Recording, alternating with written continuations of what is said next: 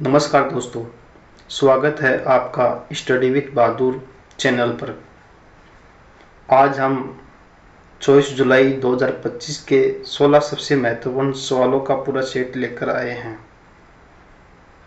इसमें 8 current affairs, 4 static GK और 4 general science के सवाल होंगे।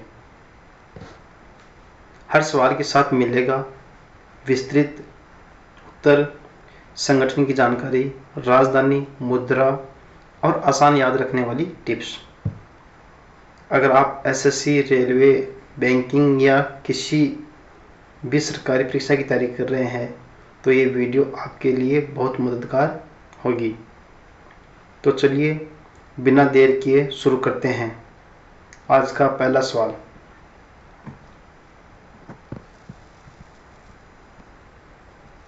भारत यूके मुक्त व्यापार समझौते एफटीए पर हस्ताक्षर कब और कहां होंगे?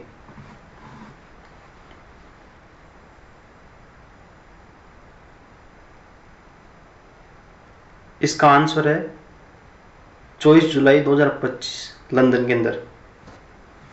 भारत और यूनाइटेड किंगडम ने 24 जुलाई 2025 को लंदन में मुक्त व्यापार समझौता पर हस्ताक्षर किए जाने की कल की संभावना है। यह समझौता भारतीय वस्त्र, चमड़े, फुटवियर और ज्वेलरी जैसे श्रम प्रधान निर्यातों के ब्रिटेन में टैरिफ रहित पहुंचा देगा, जबकि ब्रिटिश उत्पादों जैसे विस्की, लग्जरी कारों पर आयात शुल्कों में कमी होगी। इससे अनुमान है कि दोनों देशों के बीच व्यापार 2030 तक $120 बिलियन तक पहुंच सकता है। जब बात यूके की आई तो इसकी राजधानी क्या है? लंदन। और यहाँ की करेंसी कौन सी है? Pound sterling.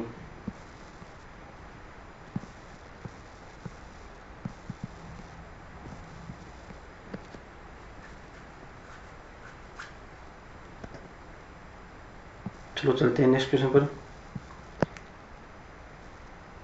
भारत ने चीनी पर्यटकों को नियमित वीजा कब से जारी करना शुरू किया?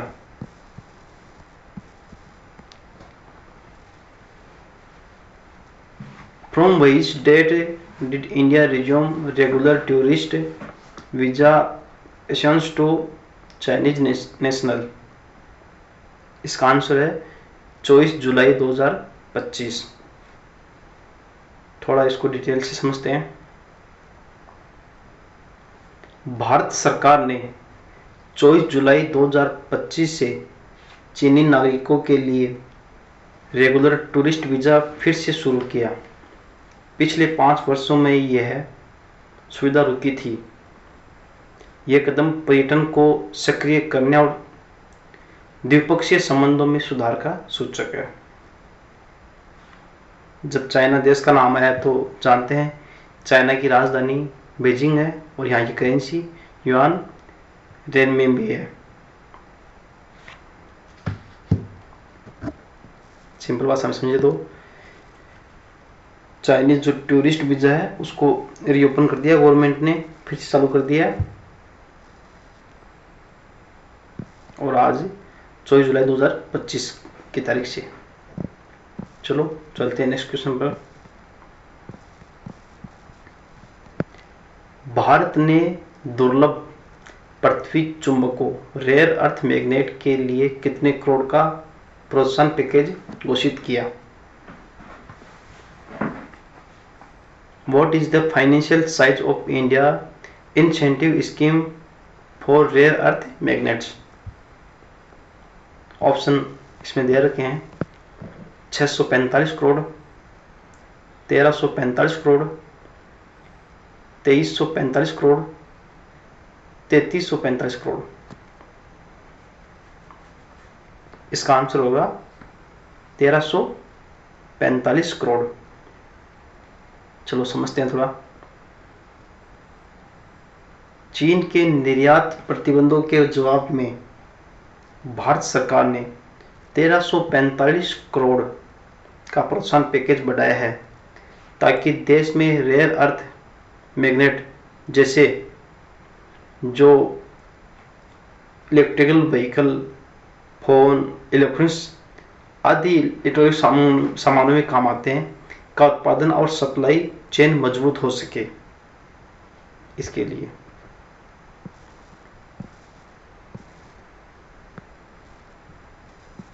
आत्मनिर्भर भारत बनाने के लिए मेन मोटिव। चलो चलते हैं नेक्स्ट क्वेश्चन पर। राष्ट्रीय सहकारी नीति 2025 कब लागू होने वाली है और इसका उद्देश्य क्या है?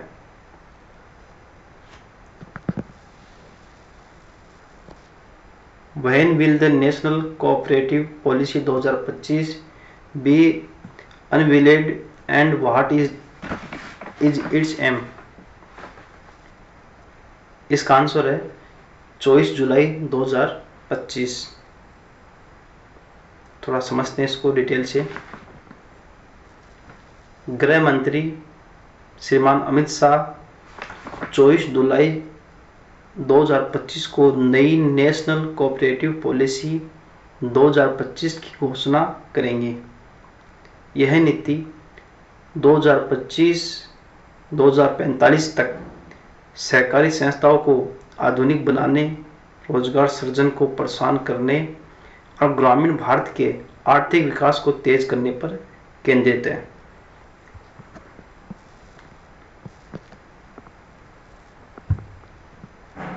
इंग्लिश में थोड़ा पढ़ लेते हैं इस क्वेश्चन को।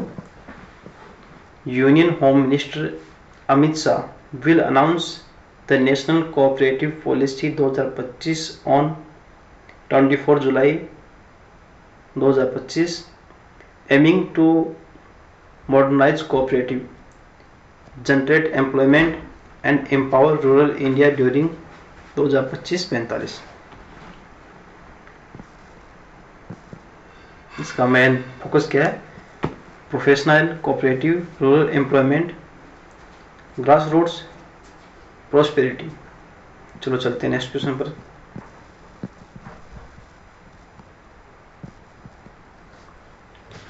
ब्रिक्स के 17वें शिखर सम्मेलन में भारत किस वर्ष की अध्यक्षता ग्रहण करेगा?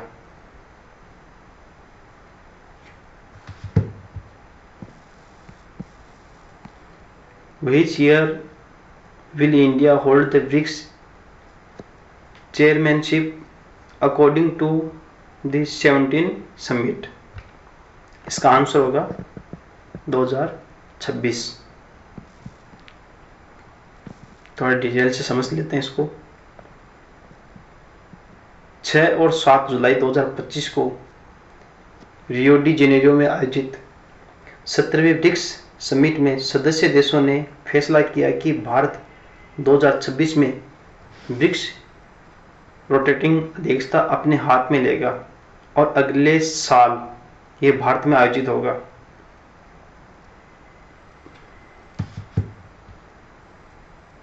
चलो चलते हैं नेक्स्ट क्वेश्चन पर।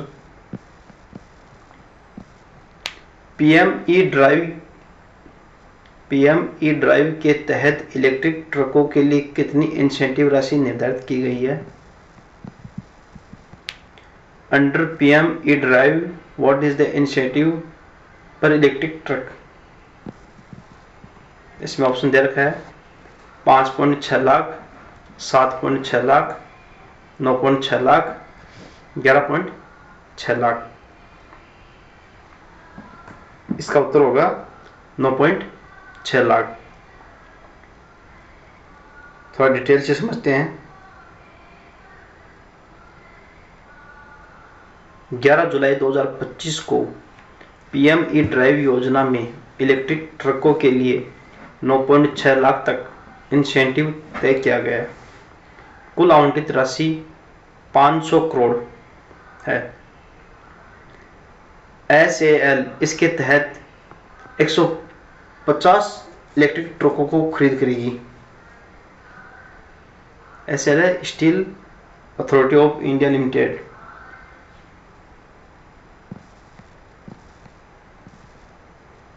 चलो चलते हैं नेक्स्ट क्वेश्चन पर। उत्तर प्रदेश में समर्थ पोर्टल किस क्षेत्र में लागू किया जा रहा है और इसका क्या उद्देश्य है?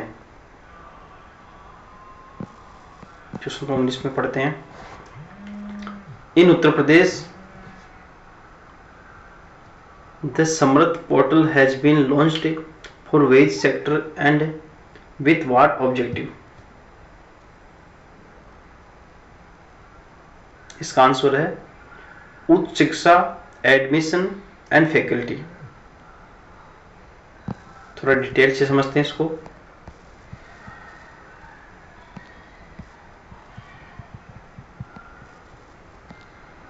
दो 2025-26 शैक्षणिक सत्र से यूपी सरकार ने सभी विश्वविद्यालयों व महाविद्यालयों में समर्थ पोर्टल लागू किया है ताकि admission, faculty promotion, exam process, salary, research, grants digital आयोजित हो सके। इसका उद्देश्य प्रशासन में पारदर्शिता और प्रक्रिया में आसानी लाना है।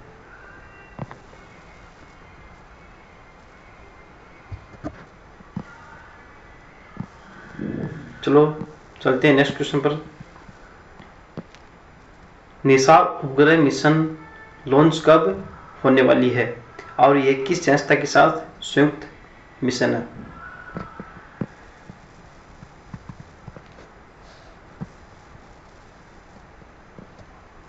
When is the Nisar satellite mission launching and which agency is India partnership with? इसका आंसर होगा 30 जुलाई 2025 NASA.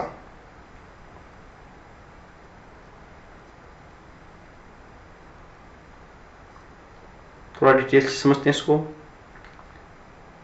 Nisar NASA ISRO synthetic aperture radar उपग्रह मिशन 30 जुलाई 2025 को सतीश धवन अंतरिक्ष केंद्र श्री हरिकोटा से जीएसएलवी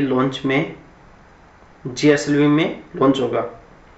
यह संयुक्त मिशन नासा और इसरो के बीच पर्यावरण मॉनिटरिंग एवं भूकंपीय गतिविधियां निगरानी में सहयोग का प्रतीक है।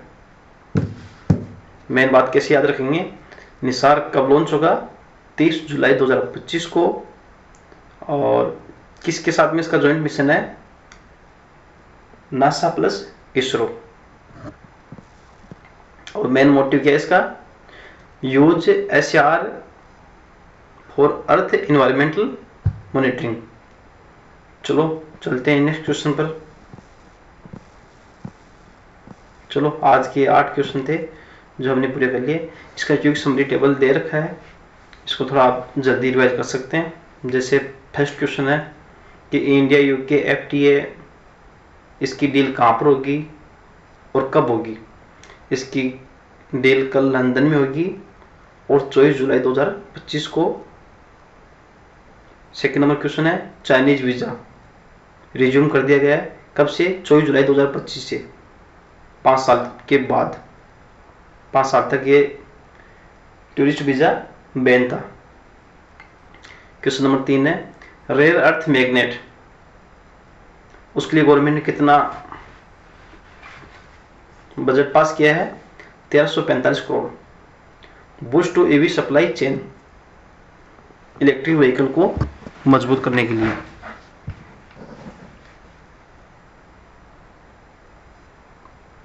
चलो इन क्वेश्चनों को देखना आप। जैसे यूपी समर्थ है, ये 2025-26 में है। डाइजेस्ट हायर एजुकेशन सिस्टम से ऐड होने के लिए। निसार लॉन्च कब हुआ?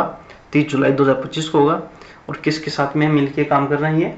नासा और इसरो।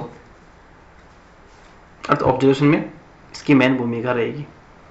चलो चलते हैं नेक्स्ट क्वेश्चन पर। अच्छा दोस्तों, अगर हमारा स्टैटिक जीके का पार्ट शुरू करने से पहले अगर आपको करंट अफेयर के क्वेश्चन अगर आपको अच्छा लगते हैं तो चैनल को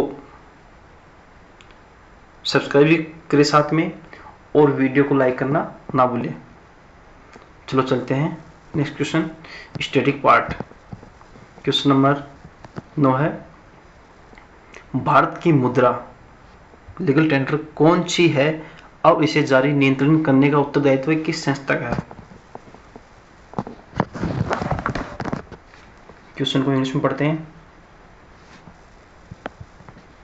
what is India's legal tender and which institution issues regulate it? Option दे रखा है रुपया, संस्था का नाम है भारतीय रिजर्व बैंक। ऑप्शन दूसरा है रुपया, लेकिन उसके अंदर संस्था का नाम दिखा है Bharatiya State Bank SBI। Option C में है डॉलर, वित्त मंत्रालय। ऑप्शन डी है पाउंड, RBI। लेकिन इसका आंसर सही होगा ऑप्शन ए, रुपया इंडिया की करेंसी है और इसको जारी करने वाली संस्था है भारतीय रिजर्व बैंक। चलो थोड़ा डिटेल से समझते हैं इसको। भारत की आधिकारिक मुद्रा भारतीय रुपया INR है। नोटों का निर्गम और मुद्रा नीति का नियंत्रण भारतीय रिजर्व बैंक RBI के पास है। ध्यान देने वाली एक बात है कि 1 रुपए का नोट भारत सरकार जारी करती है, पर संचालनात्मक नियंत्रण RBI से जुड़ा रहता है। RBI 1 अप्रैल 1935 से कार्यरत है, जिसका मुख्यालय मुंबई के अंदर है और शुरुआत में इसका मुख्यालय कोलकाता से शुरू हुआ। 1937 में बॉम्बे शिफ्ट हो गया। RBI मौद्रिक नीति कौन कौन सी है? रेपो दर, CRR, SLR आदि। मुद्रा स्थिरता, बैंक पर्यवेक्षण तथा विदेशी मुद्रा प्रबंधन में प्रमुख भूमिका निभाता है। सिक्कों का टकसाल निर्माण भारत सरकार ASP-MCIL के माध्यम से होता है। अच्छा, एग्जाम लिंक का भी मैंने दे रखा है इसमें। ज़्यादातर क्वेश्चन कैसे पूछा जाता है कि मुद्रा चिन्ह 2010 में अपनाया गया था, ये तो बड़ा इंपॉर्टेंट क्वेश्चन है, बट साथ में कंफ्यूजन करने के लिए ये क्वेश्चन पूछा था कि 1 रुपया नोट सरकार जारी करती है या RBI? इसका उत्तर होगा सरकार जारी करती है, और बाकी 1 रुपये नोट के अलावा जो भी मूल्य वर्ग के नोट होते हैं उसको रेगुलेट करता है RBI। चलो चलते हैं नेक्स्ट क्वेश्चन पर। अच्छा, ये थोड़ा सा इसको सिंप्लीफाई नोट्स में भी बता रखा है मैंने। करेंसी इंडियन रुपी है इंडिया की, और RBI की स्थापना कब हुई? 1935 में। हेडक्वार्टर मुंबई में है, और 1 रुपये का नोट गवर्नमेंट जारी करती है और अदर नोट RBI जारी करती है। ये मैंने बता दिया। जो रुपये का सिंबल है वो 2010 में अपनाया गया। चलो चलते हैं नेक्स्ट क्वेश्चन पर। ताजमहल किस नदी के तट पर स्थित है? किस मुगल शासक ने इसे बनवाया और यह किसके स्मारक के रूप में निर्मित है? The Taj Mahal stands on the bank of which river, was commissioned by which Mughal emperor and commemorate whom? इसका उत्तर है यमुना नदी के किनारे बसा हुआ है और साथ में शाहजहां ने बनवाया और मुमताज की याद में। चलो समझते हैं इसको थोड़ा डिटेल से।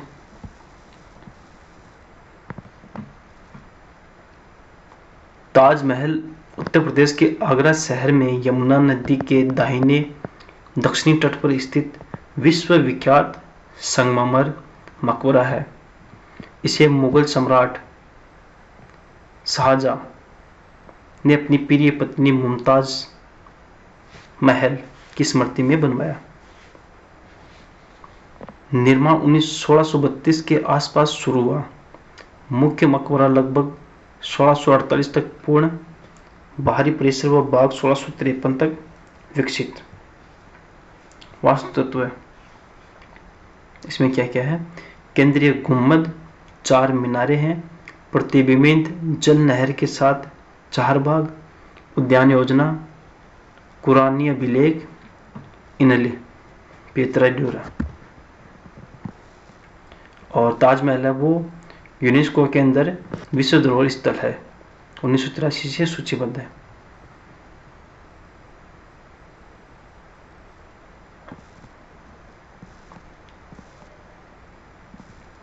जब एएसए का नाम आया है तो एएसए की स्थापना 1861 में हुई और इसका हेडक्वार्टर नई दिल्ली के अंदर, आर्कियोलॉजिकल सर्वे ऑफ इंडिया, ये अपनी इंडिया की संस्था है। चलो चलते हैं नेक्स्ट क्वेश्चन पर।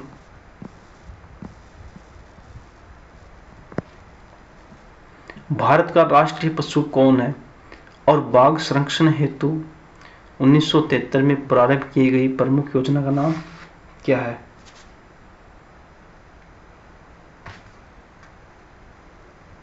What is the national animal of India and which major program protest is launched 1973? इसका आंसर है बाघ और योजना कौन सी है? Project tiger. चलो थोड़ा डिटेल से समझते हैं।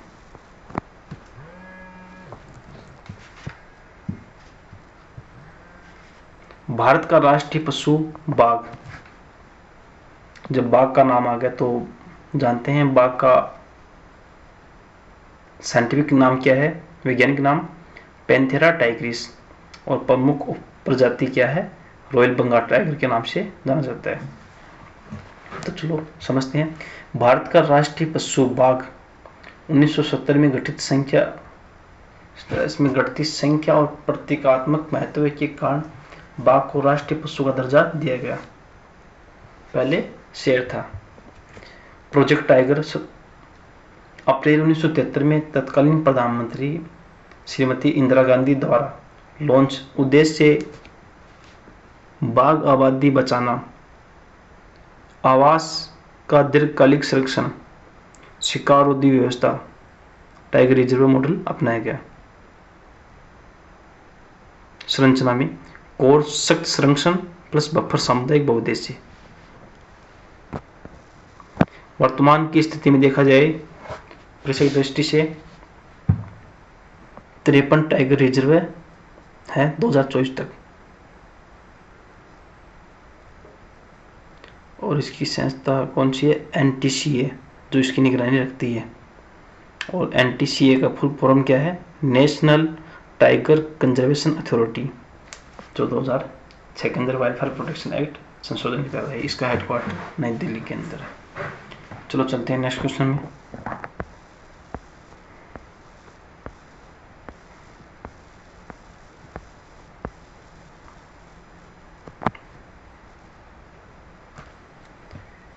संयुक्त राष्ट्र यूनाइटेड नेशन कब स्थापित हुआ? इसका मुख्यालय कहाँ है और यह किस चार्टर पर आधारित है? When was the United Nations founded? Where is its headquarters and on which charter is it based? 1919 Geneva league charter, 1939 Paris शांति संधि, 1945 न्यूयॉर्क संयुक्त राष्ट्र चार्टर, 1952 रोम वैश्विक संधि। इसका उत्तर होगा 1945 न्यूयॉर्क संयुक्त राष्ट्र चार्टर। थोड़ा समझते हैं डिटेल से। संयुक्त राष्ट्र यूनाइटेड नेशन यूएन बोलते हैं जिसको, द्वितीय विश्व युद्ध की विभीषिका के दौरान या बाद वैश्विक शांति, सुरक्षा, सहयोग और विकास के उद्देश्यों से स्थापित बहुपक्षीय संगठन है। यूएन चार्टर पर 26 जून 1945 को सैन फ्रांसिस्को में 50 देशों ने हस्ताक्षर किए।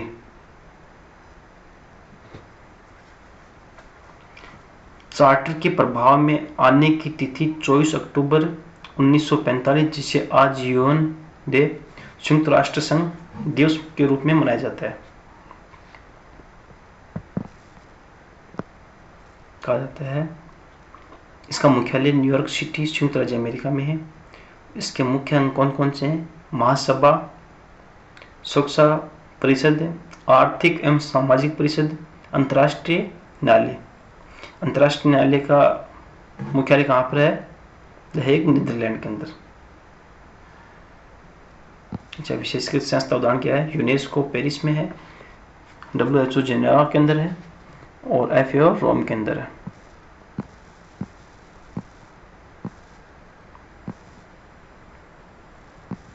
ये मैं बता दिया। इसका हेडक्वार्टर, इसकी स्थापना कब हुई? 1945 में, और इसका हेडक्वार्टर है न्यूयॉर्क सिटी, USA के अंदर। और जब USA की बात आई तो USA की राजधानी वाशिंगटन DC है और करेंसी वहाँ की US डॉलर है। चलो चलते हैं नेक्स्ट क्वेश्चन पर।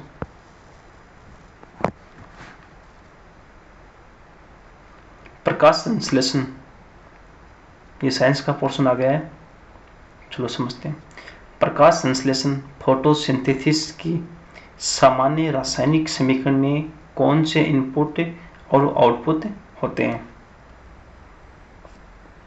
What are the inputs and outputs in the general chemical equation of photosynthesis? इसमें ऑप्शन दे रखा है CO2H2 प्लस प्रकाश प्लस क्लोरोफिल मिलकर ग्लूकोज प्लस ऑक्सीजन का निर्माण करते हैं। ऑक्सीजन प्लस नाइट्रोजन प्लस सूर्य मिलकर प्रोटीन का निर्माण करते हैं। मिट्टी प्लस गर्मी मिलकर स्टार्च का निर्माण करते हैं। CO2 प्लस O2 मिलकर कार्बोनेट का निर्माण करते हैं। क्वेश्चन में पूछा गया अपने को, प्रकाश संश्लेषण के सामान्य रासायनिक समीकरण में कौन से इनपुट और आउटपुट है, मतलब कौन सी अभिक्रिया में भाग लेंगे और उसका फाइनल रिजल्ट क्या मिलेगा? तो इसका उत्तर होगा फर्स्ट, कार्बन डाइऑक्साइड वातावरण से ग्रहण की जाएगी। जल की उपस्थिति में, सनलाइट में, पत्तियों की क्लोरोफिल में भोजन का निर्माण होगा जिसे ग्लूकोज कहा जाता है, और ऑक्सीजन अवशेष के रूप में बाहर निकलेगी। चलो देखते हैं इसकी व्याख्या। प्रकाश संश्लेषण पादपों हरा भाग की वह प्रक्रिया है जिसमें क्लोरोफिल सूर्य के प्रकाश को अवशोषित कर उसे रासायनिक ऊर्जा में परिवर्तित करता है। पत्तियों के अंदर स्टोमेटा से CO2 प्रवेश करती है, जो मैंने बताया आपको। जड़ों से पानी H2 जाइलम के माध्यम से ऊपर आता है। प्रकाश ऊर्जा का उपयोग कर CO2 प्लस H2O से ग्लूकोज का निर्माण और ऑक्सीजन बनते हैं। जब ग्लूकोज का नाम आ गया तो ग्लूकोज का सूत्र याद रखना, C6H2O6। और इसकी मैंने समीकरण दे रखी है 6CO2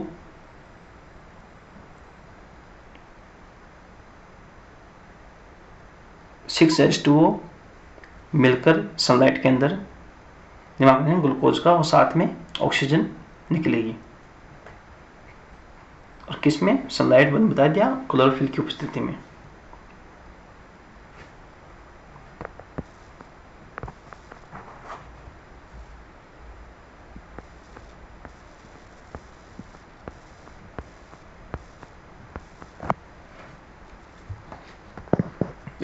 पता चल गया ना कि जो कौन कौन सी यौगिक अभिक्रिया को पूर्ण करने में भाग ले रहे हैं, और आउटपुट के अंदर आएगा जो लास्ट में प्रोडक्ट क्या बना है। तो इनपुट में कौन कौन सा है? वातावरण से CO2 ग्रहण की गई, जड़ों से जल को ग्रहण किया गया, और पत्तियों द्वारा सनलाइट सूर्य की लाइट आई, और पत्तियों के अंदर क्लोरोफिल काम में लिया गया, और इन सब ने मिलकर अभिक्रिया करके लास्ट में जो प्रोडक्ट बनाया वो बना ग्लूकोज, जो भोजन के रूप में पत्तियों का काम में लेती है, पूरा पेड़ पौधा, और साथ में निकली ऑक्सीजन जो वातावरण में छोड़ दी जाती है, जिसको हम मनुष्य लोग श्वसन प्रक्रिया में सांस लेने में काम में लेते हैं। चलो चलते हैं नेक्स्ट क्वेश्चन पर। अब आप देख रहे होंगे कि मैंने DNA का क्वेश्चन रोजाना ही क्यों देता हूँ। DNA जेनेटिक्स का वह पार्ट है जो आज की नई टेक्नोलॉजी के साथ में काम कर रहा है, इसलिए इस टॉपिक से कोई न कोई एक ना एक आधा क्वेश्चन आने की पूरी संभावना रहती है, इसलिए मैं इस टॉपिक पर विशेष ध्यान देता हूँ। इस टॉपिक को आप कम मत आंकना। चलो क्वेश्चन को पढ़ते हैं। डीएनए बेस पेयरिंग नियम के अनुसार पूरक युग्म कौन से हैं? According to DNA base pairing rule, Chargaff plus Watson Crick which pair are complementary. मतलब इसमें बताया गया कि जो नाइट्रोजन बेस होते हैं, नाइट्रोजन क्षार होते हैं, वो किस किस के पेयर में जुड़े होते हैं। तो मैंने बता रखा आपको कि नाइट्रोजन क्षार, चलो समझ लेते हैं थोड़ा इसको। डीएनए का फुल फॉर्म पता है आपको? डीऑक्सी राइबोन्यूक्लिक अम्ल। दो विपरीतांतर एंटीपैरल पॉलीन्यूक्लियोटाइड श्रृंखलाओं का दोहरा कुंडल डबल हेलिक्स है। नाइट्रोजन बेस्ड दो वर्गों में प्यूरिन, एडेनिन, ग्वानिन और पिरिमिडिन, थायमिन और साइटोसिन। पूरकता नियम, एडेनिन हमेशा थायमिन से दो हाइड्रोजन बंधों से जुड़ता है और ग्वानिन हमेशा साइटोसिन से तीन हाइड्रोजन बंधों से जुड़ता है। इसे चारगाप्स बेस इक्विवेलेंस और वाटसन क्रिक बेस पेयरिंग कहा जाता है। यह प्रतिकृति की विश्वसनीयता, जीन अभिव्यक्ति और आनुवंशिक कोड की स्थिरता को सुनिश्चित करता है। आरएनए में थायमिन के स्थान पर यूरेसिल होता है।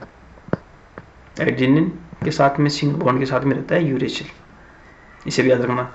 क्या समझेंगे आप कि एडेनिन हमेशा थायमिन के साथ में आएगा, मतलब ए डबल बॉन्ड टी, और ग्वानिन हमेशा साइटोसिन के साथ में आएगा, तीन हाइड्रोजन बॉन्ड के साथ, मतलब जी ट्रिपल बॉन्ड सी। आज वो सिंप्लीफाइड नोट्स में मैंने दे रखा है। पेयरिंग ए हमेशा टी के साथ डबल बॉन्ड में आएगा और जी हमेशा सी के साथ में ट्रिपल बॉन्ड में आएगा। और आरएनए के अंदर पूछा जाएगा तो नाइट्रोजन क्षार के अंदर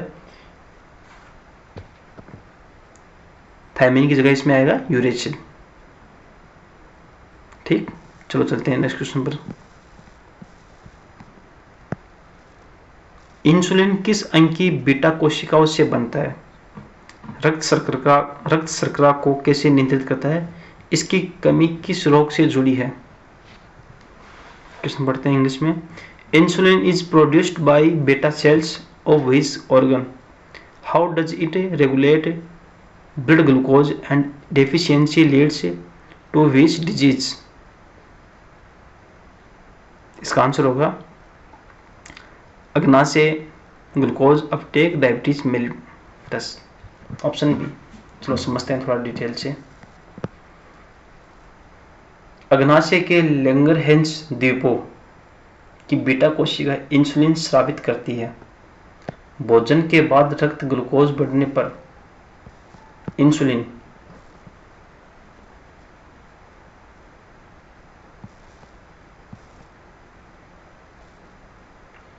कोशिका विशेषता मांसपेशी व वसा ऊतक में ग्लूकोज प्रविष्ट बढ़ाता है।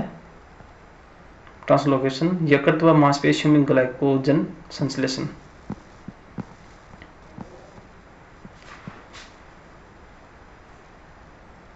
लिपोजेनेसिस को प्रोत्साहित, लिपोलिसिस घटाता है। कमी, टाइफास्ट या क्रियात्मक प्रतिरोध, टाइप 2। डायबिटीज मेलिटस, रक्त में उच्च ग्लूकोज होता है अर्थात दीर्घकालिक जटिलता है, उसमें समस्या हो जाती है, गुर्दारों मतलब किडनी की समस्या होती है। Retinopathy, neuropathy.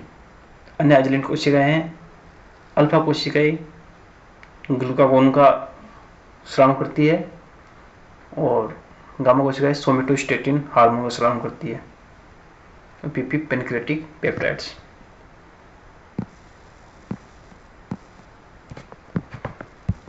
सिंपली भाषा में ऑर्गन कौन सा हो गया? पेनक्रियाज बेटा सेल से इंसुलिन का स्राव करेगी, जो क्या करेगी? लोअर ब्लड शुगर को स्टोर ग्लूकोज में बदलती है। कौन सा इसके साथ में बीमारी जुड़ा हुआ है? Diabetes mellitus. चलो चलते हैं नेक्स्ट क्वेश्चन पर। मानव लसिका तंत्र लिम्फेटिक सिस्टम का प्रमुख कार्य क्या है? घटकों सहित समझाइए। What is the primary function of the human lymphatic system? Explain with the key components. आबिशी निर्माण, उत्कों से अतिरिक्त द्रव्य को वापस रक्त में लाना प्लस प्रतिरक्षा, CO2 निष्कासन, हार्मोन भंडारण। इसका उत्तर होगा लसिका प्रमुख क्या कार्य है? उत्कों से अतिरिक्त द्रव्य को वापस रक्त में लाना प्लस प्रतिरक्षा रक्षा। चलो समझते हैं थोड़ा डिटेल से। लसिका तंत्र पतली लसिका वाहिकाओं, लसिका ग्रंथियों, लिम्फ नोड, पलिया, स्प्लीन, थाइमस, टॉन्सिल, लसिका ऊतक, माल्ट और लसिकीय नलिकाओं का तंत्र है। मुख्य क्या कार्य है? फ्लूइड बैलेंस, ऊतकों में जमा इंटरस्टिशियल द्रव्य को इकट्ठा कर लसिका के रूप में हृदय के समीप शिरापरक रक्त प्रवाह में लौटाना। सब क्लेविन वेंस में लौटाना। नंबर 2 है इम्यूनिटी। लसिका ग्रंथियां रोगाणु एंटीजेंस को फिल्टर करती है। यहाँ बी और टी लिम्फोसाइट सक्रियता होती है। थाइमस टी सेल मैच्योरेशन का स्तंभ है। वसा अवशोषण, छोटी आंत के लैक्टियल्स आहार वसा को लसिका में अवशोषित करती है। दूषित रूप की लसिका लिम्फेडेमा।